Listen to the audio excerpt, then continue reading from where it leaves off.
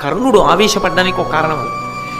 సాధారణంగా మనిషికి అసహనం ఎప్పుడు వస్తుందంటే తన మనసులో ఉన్నటువంటి మాట పంచుకోవడానికి ఎవరు లేరనుకోండి.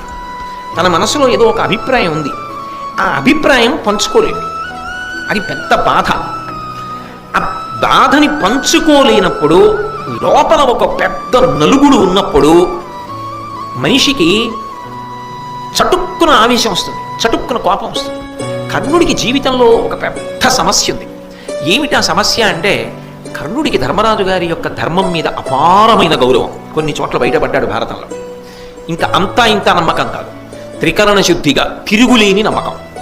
2, కృష్ణుడు సాక్షాత్ భగవానుడన్న విషయం తెలిసిన్నటువంటి వాళ్ళల్లో కర్ణుడు ఒకడు.